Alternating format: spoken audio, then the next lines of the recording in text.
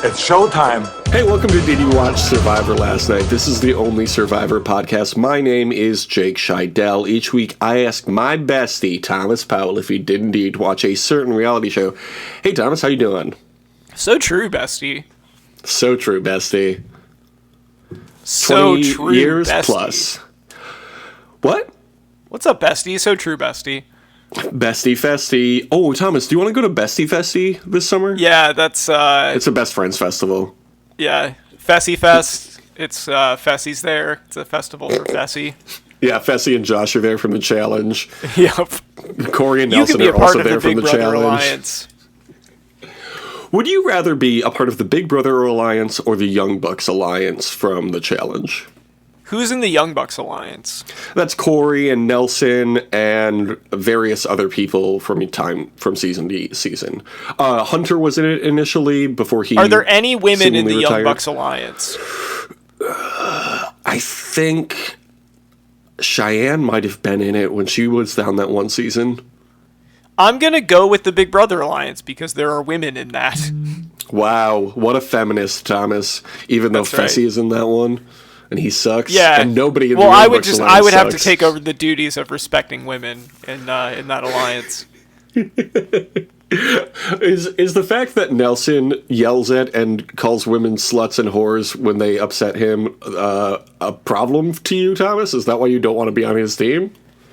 Because you're a feminist and you don't appreciate language like that? Yeah, it's actually because I wanted to be that member of the group, and you can't have two of those guys, so Yeah. I got to take it over to the Big Brother Alliance.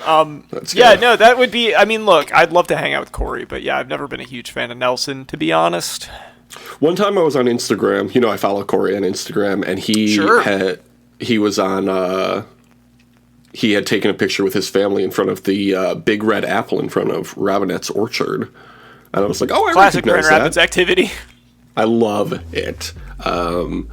So there's a very good chance we could run into Corey at any point. We are all from the same town. That's why he is one of our friends from back home. Unfortunately, this is not a podcast about the challenge. It is a podcast about Survivor. So, Thomas, I have to ask you, did you watch Survivor Palau last night?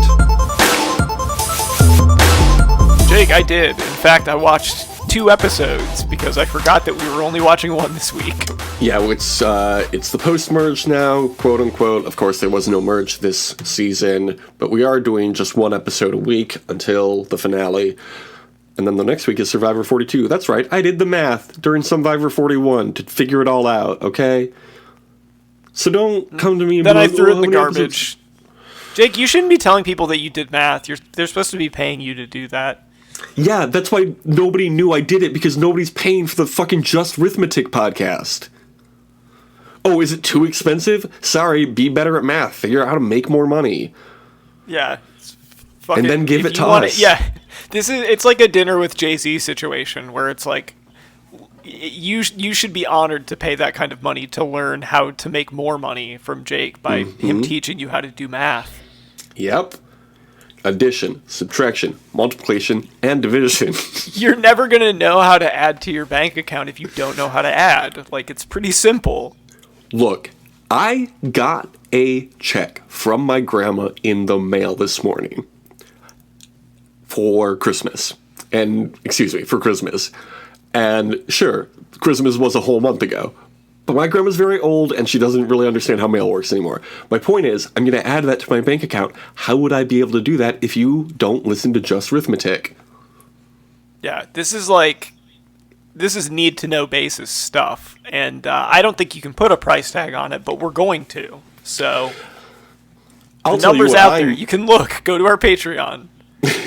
It's at patreon.com/justpodcast. We'll talk about it more at the end of the episode. If you have to ask how much it is, you can't afford it. But please do, get together. Maybe start a GoFundMe to listen to an episode of Just Arithmetic. Yeah. Our best show. Also, if you pool a bunch, like let's say that you and like a bunch of friends go in on a subscription together, that is bullshit. We will know, and we will have you arrested. That's stealing.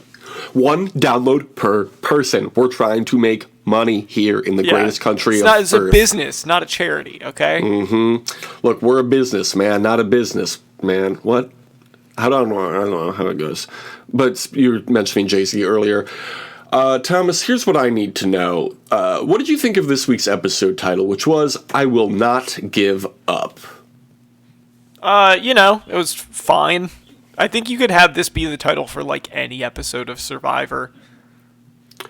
Sure, but I mean, in this case, Stephanie did literally say it. We've been complaining that they aren't using the quotes as episode titles, so they actually did it this time. So I think the we should just... funnier title would be if it was on an episode where somebody quit and it was just, I will give up. I hope that happens in the future. This first aired on April 14th, 2005. How old would you have been April 14th, 2005, Thomas? Jake, I would have been 13 years old. Would you believe it? I would have been 14 on April 14. Crazy. So if you have any questions about being 14 years old, let me know. I'll be happy to April answer them. Fourtool's Day. Yeah, I got it. It took me a minute, but I got it. Yeah, that's how you know it's a good joke. Yeah, it just takes a minute to... It's a real thinker. Yeah, then you don't laugh, and then you just go, oh, okay. Yeah, it makes sense. Last week's episode received 19.75 million viewers. How many viewers do you think this episode received? I'm going to say 18 million. Cool 18 mil. A cool 18 million did, plus some more. How many more? I don't know, because I don't do math. The correct answer is 20 million viewers. What the fuck is up with this? Who are all these Fairweather Survivor fans that keep dipping in and out? People were busy in 2005. Look, 9/11 was just 4 years ago. Barely. Not even. 3.5. People were still, recovering. And maybe they can't tune into Survivor every week. You ever think about that, Thomas? Not everybody can have a fancy-free 13-year-old's life where you don't have to think about 9/11 People were recording it on every their month. VCRs. This would have been still be in VCR times. Or like original TiVo. I think TiVo existed at the time, but like DVRs weren't that widespread. Does TiVo still exist? TiVo definitely still exists. Oh, good for them. I'm really happy to hear that TiVo is doing good, doing well for themselves. Do you have a DVR in your life? I do not have cable, so no.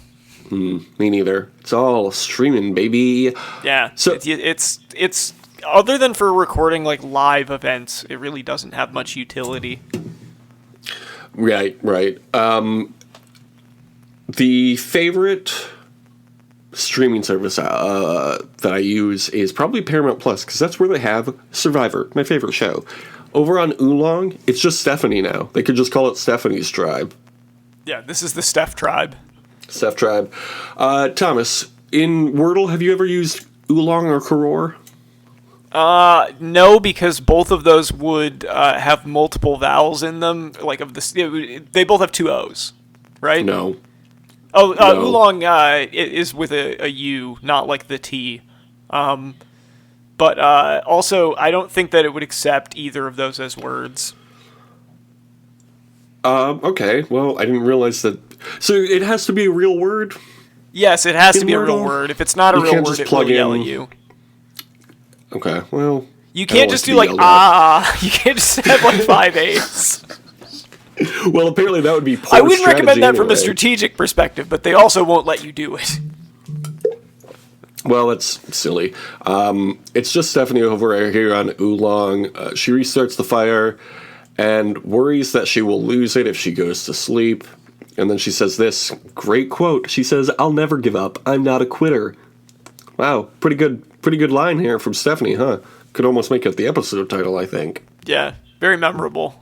Very memorable. Over on Karor, everyone is hungry and tired. Chanu lays in the hammock. Kobe is cranky. Kobe is always cranky. Call him Cranky Kobe. Thomas? Kobe doing work. No. A Spike Lee joint. No.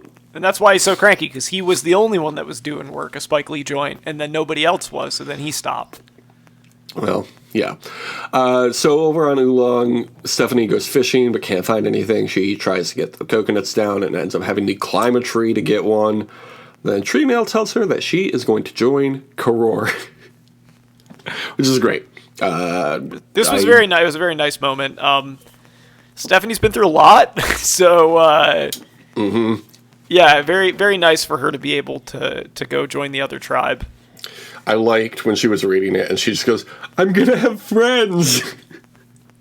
Well, I mean, so yeah, pleased. but also, Stephanie, I have some bad news for you about what happens when a tribe merges after haven't had to have basically any conflict with each other the whole time. Things get pretty crazy. And the People are not accustomed to getting voted out. I feel like tribes that don't go through tribal councils take any gameplay a lot more personally because they're not used to it. Yeah, absolutely. That's why it's good to go to pre-merge tribal councils. Yes, those are the words I meant to say. Tree Mail tells us she's going to Karor. She's going to have friends. She gets all of her camp in their canoe and sets off on her own. In her canoe. That's really funny. That's really good. I can't believe we haven't done that before. Yeah, it's just it's a canoe that's got a full painting of Janu on it.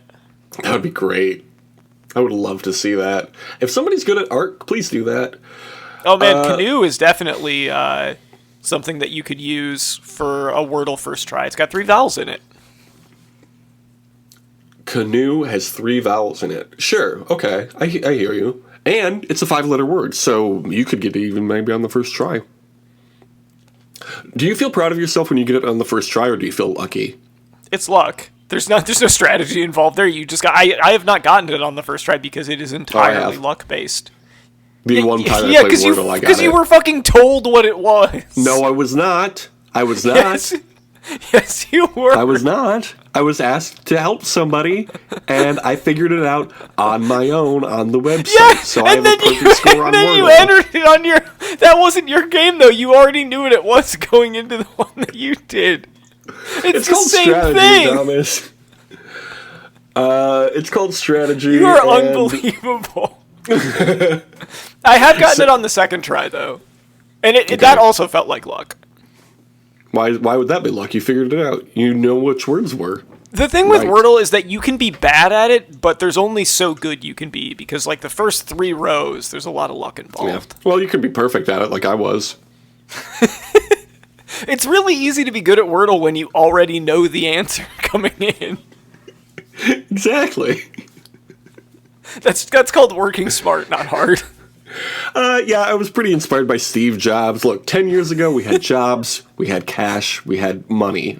Now we have no jobs, no cash, no money. You're doing the move where, like, you had math homework, and the answers are in the back of the book so you can check them, and you turn your homework in with no work. Like, there's no... It's all the right answers, but there's clearly, like, you didn't do any of the actual work, and your teacher's like, hey, so you cheated, right? And you're like, no, I just did it all in my head. Are you saying that like that you're not supposed to do that? You just described my entire math class experience throughout high school. See, this is a classic Just Arithmetic. This is a teaser for the kind of insight that you can get if you pay for Just Arithmetic. You don't even have to do arithmetic. You can just look up the answers in the back of the book.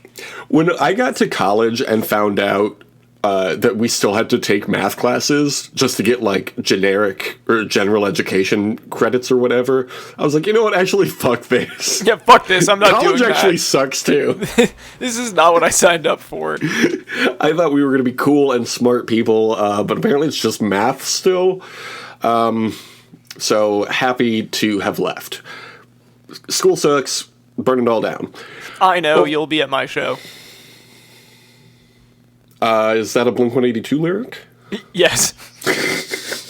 Can't wait for Sir Blinker 182 in like 50 years. You could definitely make a mashup called Nobody Likes You When You're 22, and it would be Blink-182 and Taylor Swift. Yeah, that's good. Stephanie comes to camp over in Karor and gives them this canister that she got. at Treemail, and it tells them to enjoy the spoils of war. They really took this whole war thing seriously with this, her joining their tribe. They're like, you destroyed the other team. Congratulations. You win all of this food. Stephanie puts on her new buff. Jen is worried that she's going to weasel her way in. And Kobe plans to tell everything to Stephanie. Kobe was doing a lot this episode. He was doing a lot. Basically scoring 81 points, right? Yeah, very similar to his 81-point game. Kobe was looking to play, and I respect that. And I think that trying to get Stephanie on your side I think he did her a huge favor by, like, he gave her a much more accurate picture of how things were than if she had gone to, like, Jen and is Katie the other person that she would have talked to? Yeah. Because Jen very specifically was like, she's a threat, we got to get her out. Like, I like her too much. So they absolutely would have tried to lull her into a false sense of security. Yes. I also loved when these guys came to camp to teach them how to fish, and Tom said, give a man a fish, he eats for a day. Teach a man to fish, he eats for the rest of our time here on Rat Island. It was a very funny line from Tom. Do you think that there's somewhere there is a student named Amanda Fish? And someone's like, some teacher's just getting off crazy amounts of teaching Amanda Fish jokes?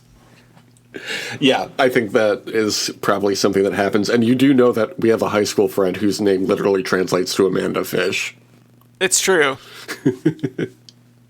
That's funny. Kobe is upset that he wasn't chosen to go catch fish. Kobe always seems upset. Yeah. I mean, I get it a little bit. I think that you need to be less transparent about it, but I do think that he is correct that this is a fucking fake-ass tribe. Mm-hmm. They're all, like, there is a lot of tension, like, there's, like, a slow, like, rolling boil of tension under the surface of all this. It just has never had a chance to come out because they haven't gone to tribal except for the one time that they got Willard out, so... Yeah. This is all, like, it's a powder keg. Like, this is all going to blow up. Yeah, you love to see it, honestly. Greg and Tom and Ian go fishing with the quote-unquote traditional Palauans, and they catch a ton of fish. And then the quote-unquote traditional Palauans bring them alcohol. You love to see it. Tom gets drunk. How did you feel about seeing Tom drunk? My thought was, like, I'm sure if you're on call constantly as, like, working as a firefighter, that you probably can't just be, like, getting drunk all the time because you might have to go on a moment's notice. And alcohol is flammable. So that was in my head. I was like, that's probably why he's a lightweight. That could be 100% wrong, but it was funny that he... it didn't seem like he was drinking much faster than anybody else. He just couldn't handle his liquor. Yeah. You love to see a guy fall down when he's too drunk. You really do. It's funny every time. It's like AFV but on Survivor. So that's pretty cool. Kobe pulls Stephanie aside, but everyone sees him do it. This was a bad move by Kobe. Yeah, he made a point of being like, I want to see everyone do it. Like, I want them to see me doing it. And it's like, well, you're kind of asking to be voted out if you do that, but, you know. Yeah. More power to him.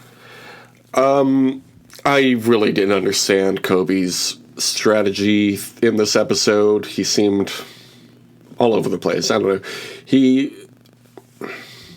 He was like, I have to get to her first before anybody else talks to her. But then he waited 2 days to talk to her.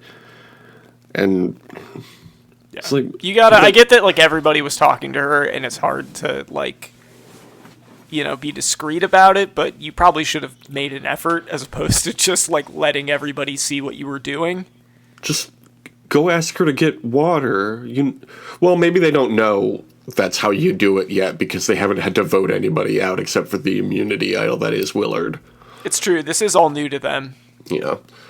It's all Nuvu to them. Remember? From Survivor 41, Nuvu? Yeah. They were the other tribe that won all the time. Bluevu. Fuck. Yeah. idiot. That's why I Nuku. didn't know what you're talking about. Well, I tried. I really did try to make something out of that, but maybe they're all home runs. Babe Ruth. Baby Ruth. Baby Ruth, is that a candy bar? Yes, it is. Okay. At the immunity challenge, Jeff lets Stephanie touch the idol since she never got a chance to.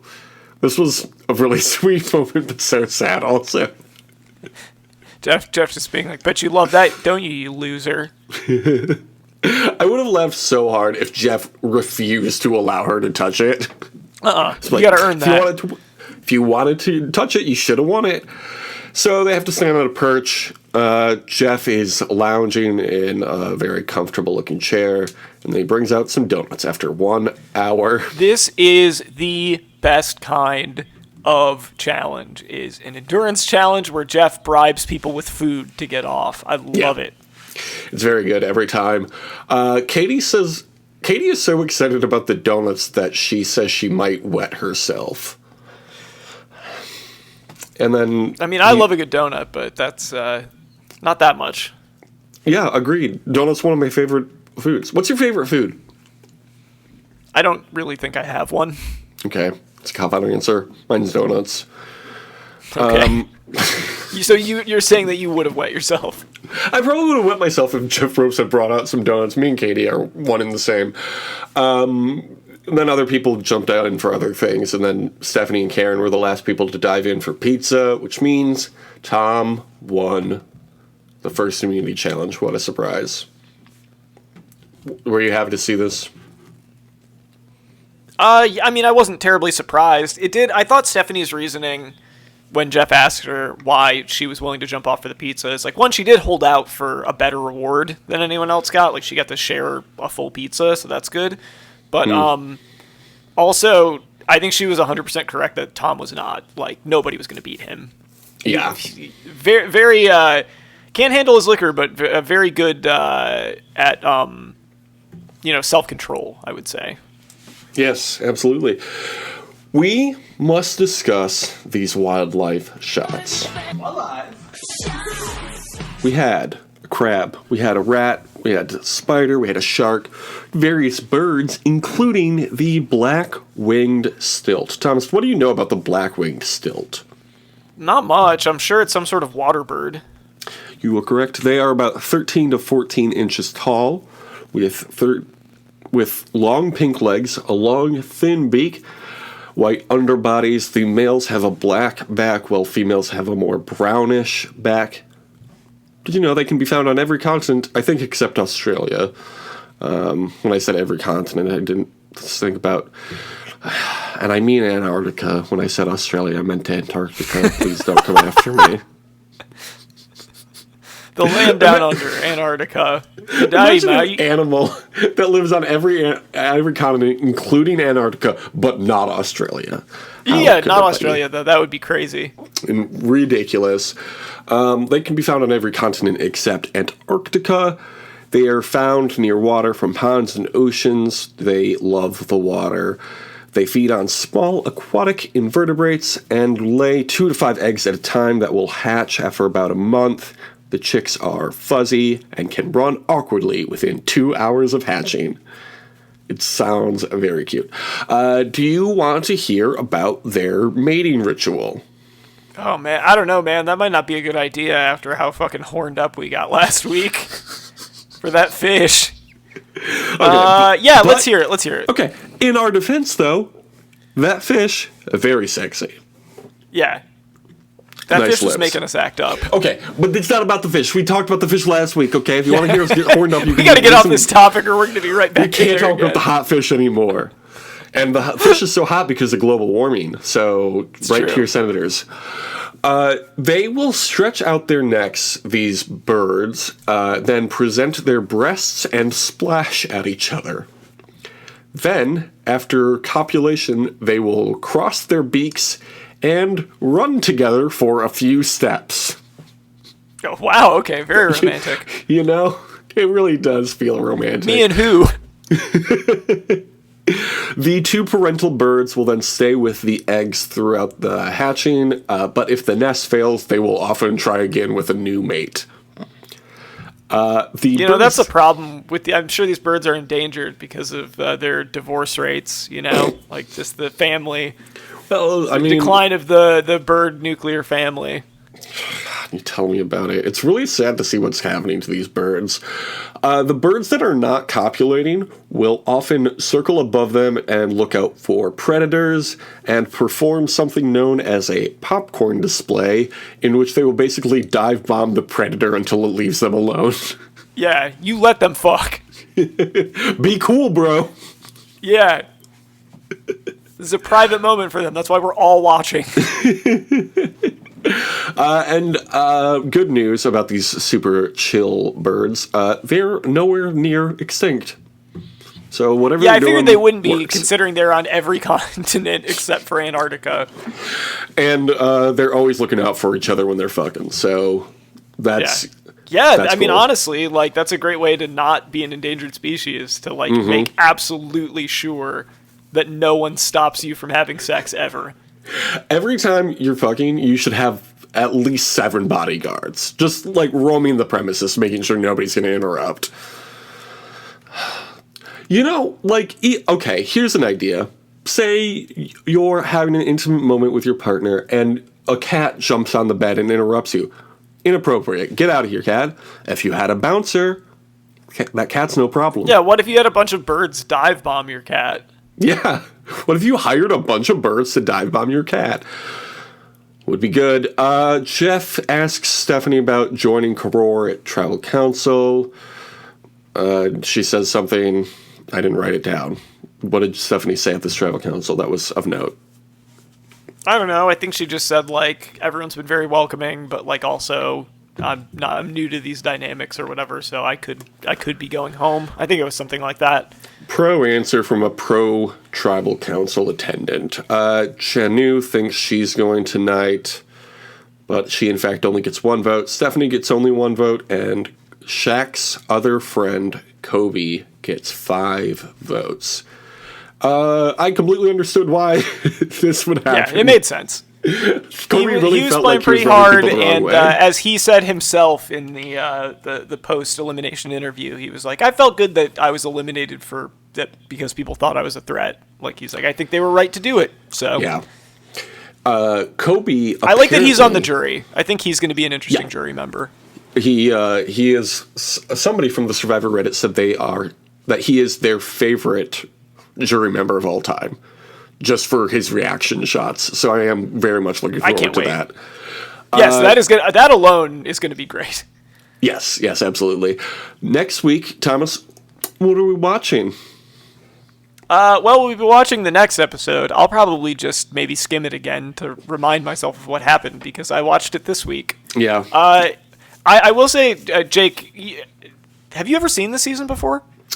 I think I watched it when it first aired, but I don't remember exactly everything. A fun preview for everybody is, I think maybe the most fucked up elimination challenge I've ever seen them do is coming next week, so... Oh, okay. I don't remember what you are talking about, so I'm looking forward to that. It'll be a fun surprise.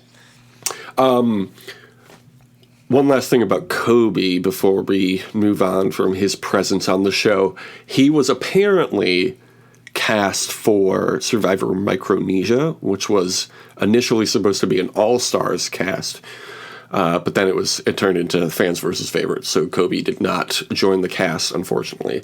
And fans versus favorites is the ultimate goal of these next few off-seasons. I don't know if we've discussed that on the pod, but...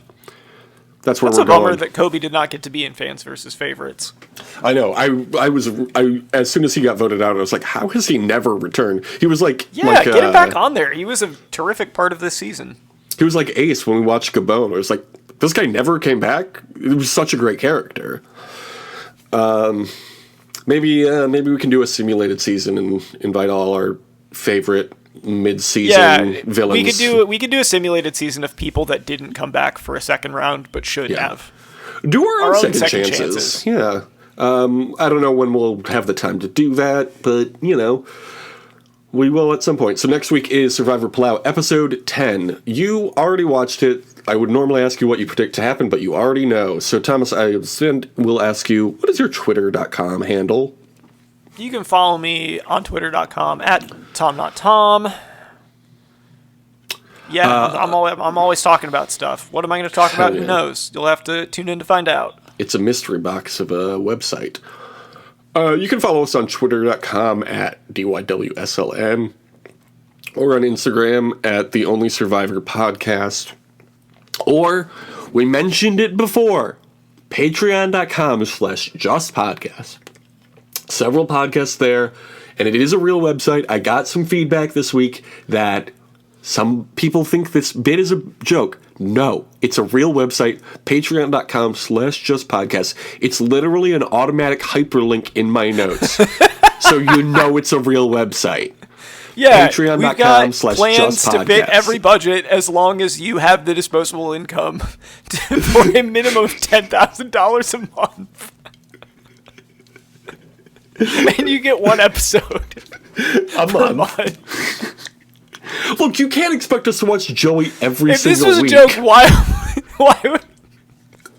If it's so funny that we're doing this, If it was a joke, why did we set up the Patreon page? If this was a joke, why would we have a show called Just Joey and not Just Jokey? Yeah. So we do actually have a new Patreon show called This is Just real. Jokey, This is my life. where we just read jokes that we've written to each other. Jokes are really fun. We love laughing. We love to make you laugh as listeners of the program. Thomas, do you want to thank the listeners of the program?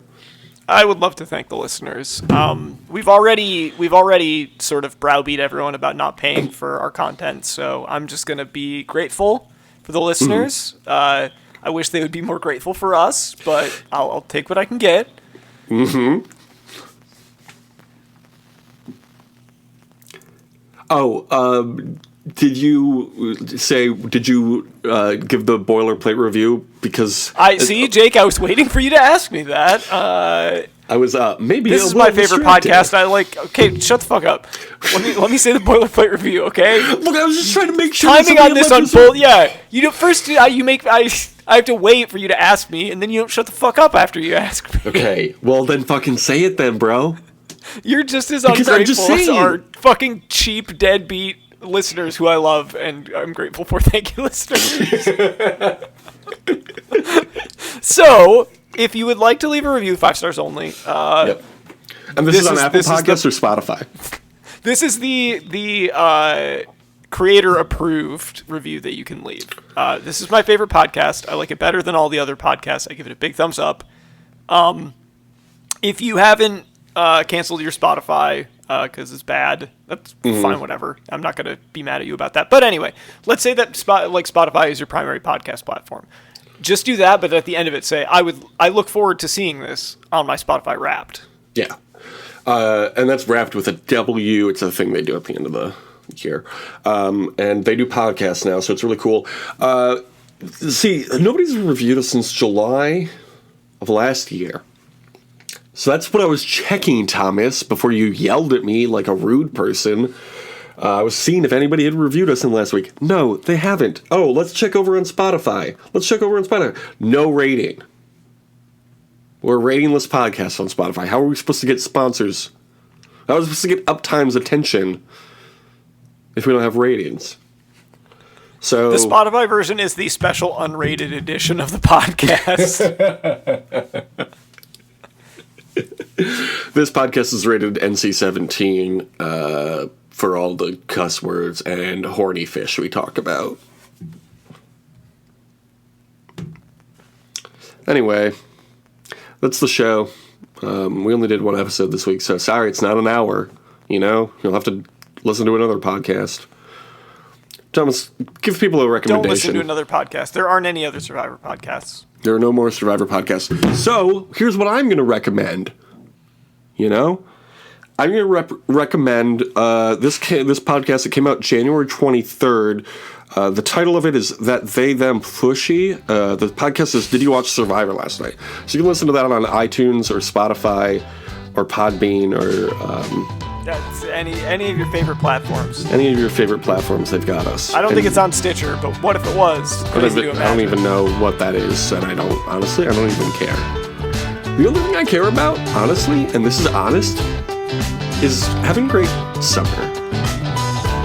Deuces. We've come to replace your clocks. Old stubborn hands, we are the answer to why they never had a chance. It was not so long ago that the world was mostly slow. The age of iron, steam and speed turned a stroll to a stampede. But we've come to increase time in between ticks. And there's romance in the slow dances, 'cause they're fertile and hush, futile and haze. These are your nerves, this is how they taste. Well, I can't count how many times I've been outdone by nihilism. Join the mods that splits an open heart into a schism. I cower at the thought of other people's expectations, and yet still I made some French toast for breakfast today. It was very That's good. delicious. That sounds so Made good. some French press coffee, French toast, food, all French. It's a French breakfast. Mr. Francois over here. Ho ho ho, that's what I was saying. You're like the skunk from the cartoons. No, I'm not like him. Pepe Le Pew. Knock, Not knock. like him. Knock, knock. Who's there? You. You. Pepe Le Pew. Fuck you. I'm nothing like him. If you painted a stripe on a cat, I would not sexually harass that cat. This is bullshit. But what about the fish? What about the You fish wouldn't last need to week? paint anything on the fish because the fish is already gonna make me act up. The fish is already natural and beautiful. Yeah. Yeah. Fish, don't wear makeup. You're beautiful without makeup. of a little tenderness.